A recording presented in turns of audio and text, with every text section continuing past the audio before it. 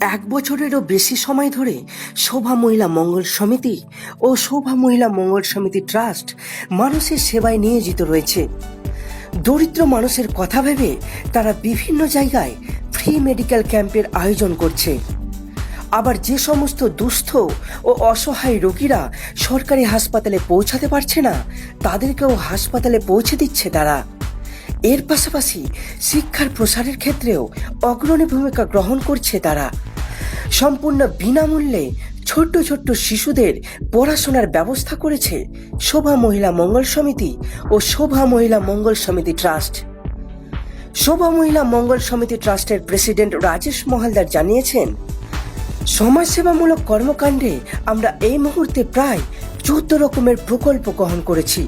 এর মধ্যে free student সেবা, free medical camp, free hospital ও মেডিকেল সেবা যেমন রয়েছে, তেমনিভাবে বিনামূল্যে সেলাই মেশিনের কাজ, রক্তদান শিবির, বৃদ্ধাশ্রম, প্রতিবন্ধী সেবা, গীতা পাঠ, মহাভারত পাঠ, সংস্কৃত ক্লাস ও আরবি শিক্ষাও রয়েছে। এছাড়াও রোগীদের সুবিধার্থে ওষুধ ও রক্ত পরীক্ষায় বিশেষ ছাড়ের ব্যবস্থা করা হয়েছে। ট্রাস্টের প্রেসিডেন্ট রাজেশ মহালদার আরও জানিয়েছেন, আমি অত্যন্ত গরিব পরিবার থেকে উঠে এসেছি, তাই আমার স্বপ্ন সারা ভারতবর্ষের দরিদ্র মানুষের কাছে যেন আমি পৌঁছাতে পারি। এই মুহূর্তে আমাদের কর্মকাণ্ডকে পশ্চিমবঙ্গের বিভিন্ন জেলার পাশাপাশি আসাম, ঝাড়খণ্ড সহ দূরবর্তী রাজ্যগুলিতে প্রসারিত করার লক্ষ্যে নিরলসভাবে কাজ করে যাচ্ছি। রাজ্যের বিভিন্ন স্থানে আমাদের কার্যালয় তৈরি করা হচ্ছে এবং সেই সব স্থানে কমিটি গঠনের কাজ চলছে।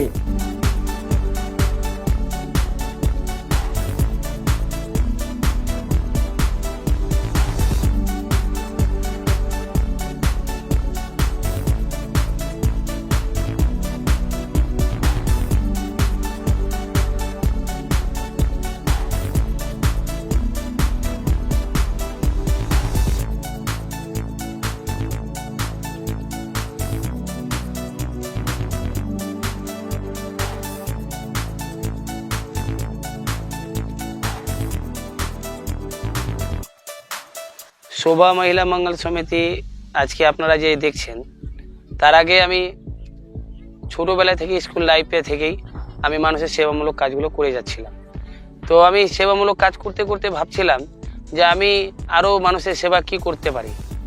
তার সাথে সাথে বিভিন্ন রকম সমাজসেবা ব্যক্তিগুলো, ভালো ভালো ব্যক্তিগুলো আমাকে যুক্তি পরামর্শ দিয়েছিল, যেমন উদ্ধব কুমার হালদার, এবং তার প্রেরণায় অনেকে মানুষের আমি সেবা করতে পেরে বা ওনার প্রেরণায় আমি তখন শোভা মহিলা মঙ্গল সমিতি এই সংস্থাটা খুলি। এবং আপনাদের আশীর্বাদে এবং সকলের সহযোগিতাতে আমি প্রথমে উদ্যোগে নিই যেন গরিব দরিদ্র মানুষের হসপিটালে পরিষেবাগুলো, সেই হসপিটালে পরিষেবা দিতে দিতে তারপরে আমি ভাবনা চিন্তা করে লাগলাম যে ব্লাড ডোনেশন ক্যাম্পটা কি করে করা যায়। তারপরে ব্লাড ডোনেশনের ক্যাম্প আপনাদের আশীর্বাদ সহযোগিতায় করলাম। তারপরে আবার উদ্যোগ নিলাম যে গরিব দরিদ্র পরিবারের ছেলে মেয়েদেরকে সুশিক্ষা কি করে দেওয়া যায়। তারপরে আমি ফ্রি মর্নিং স্কুল চালু করলাম, যে শিক্ষাটাকে এগিয়ে নিয়ে গেলাম। তারপরে বিশাল একটা করোনা মহামারী এলো। তারপরে ওই লকডাউনে প্রায় 20,000 মানুষকে মাছ, সাবান, চাল, ডাল বিতরণ আপনাদের সকলের সহযোগিতায় বিতরণ করলাম। তারপরে আবার ভাবনা চিন্তা করতে লাগলাম যে ধার্মিককে নিয়ে প্রত্যেকটা ভারতবর্ষে জাতি ধর্ম নির্বিশেষে ধার্মিককে নিয়ে যে কীভাবে শিক্ষা প্রতিষ্ঠানকে এগিয়ে নেওয়া যাওয়া যায়, যেমন গীতা পাঠ, সংস্কৃত, মহাভারত এবং আরবিক স্কুলকে চালু করলাম। তারপরে পরে আপনাদের সহযোগিতার আশীর্বাদে আবার আমি কর্মস্থান চেষ্টা করলাম, টেলার মেশিনটাকে ওপেন করলাম। বর্তমান 2টো টেলার মেশিন চলছে। তারপরে আবার ভাবলাম যে পুরো পৃথিবী ডিজিটালের মধ্যে এগাচ্ছে, আমাদের ভারতবর্ষ ডিজিটাল ইন্ডিয়া চলতে শুরু হয়েছে, তা আমরা যেন পিছিয়ে পড়া মানুষদের জন্য, ছেলে মেয়েদের জন্য কম্পিউটার প্রশিক্ষণ চালু করলাম। তারপরে আবার চিন্তা ভাবনা করলাম যে বৃদ্ধ মা বোনেদের, ফুটপাতে অনাথের বাচ্চাদের জন্য কি করা যায়। তার জন্য বৃদ্ধাশ্রমটা অর্ধেক কমপ্লিট করে ফেলেছি। তারপরে বিভিন্ন প্রান্তে হসপিটাল, মেডিকেলে নিয়ে গিয়ে গরিব দরিদ্র পরিবারের সুচিকিৎসার ব্যবস্থাটা করার পরও পরীক্ষা নিরীক্ষার জন্য অনেক কষ্ট হয়েছিল, তার জন্য আমি ফ্রি মেডিকেল ক্যাম্প আমি অনেক 14টা করে নিয়েছি। বর্তমান এই আপনাদের আশীর্বাদ সহযোগিতাতে করে বসে কমপ্লিট করে নিয়েছি। এবং আগামীকালে আরও আমার স্বপ্ন আছে, মানে অ্যাম্বুলেন্স যেন আরও আমি বেশি করে, blood donation camp, free medical camp, এগুলো যেন আরও দ্বিগুণ বেশি করে করতে পারি।